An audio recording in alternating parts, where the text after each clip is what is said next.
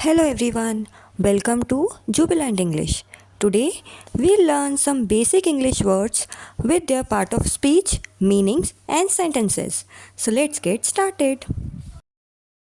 CHASE chase इस word का use एक वर्ब की तरह किया जाता है जिसका मतलब होता है पीछा करना।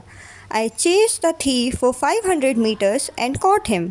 मैंने 500 मीटर तक चोर का पीछा किया और उसे पकड़ लिया।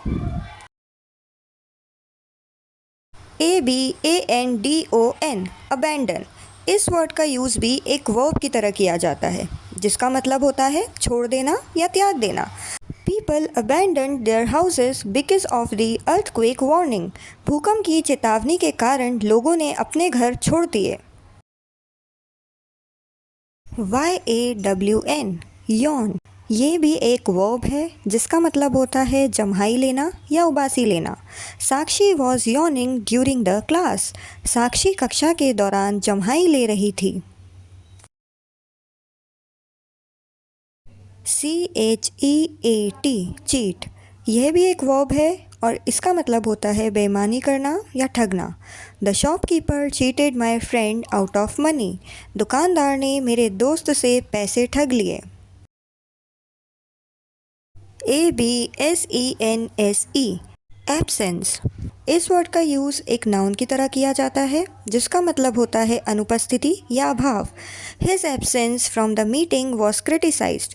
बैठक में उसकी अनुपस्थिति की आलोचना की गई। WARN वार्न इस वर्ड का यूज़ एक वर्ब की तरह किया जाता है और इसका मतलब होता है चेतावनी देना या सजग करना। I was warned about the difficulties of living alone. मुझे अकेले रहने की कठिनाइयों के बारे में सजग किया गया। DESTROY डिस्ट्रॉय और इसका मतलब होता है नष्ट करना या बर्बाद करना।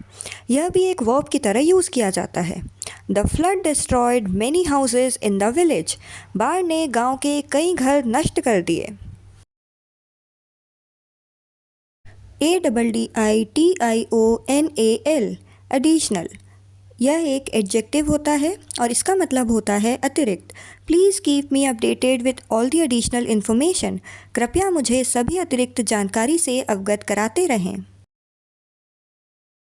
CAPABLE केपेबल यह एक एडजेक्टिव है जिसका मतलब होता है सक्षम, योग्य या काबिल।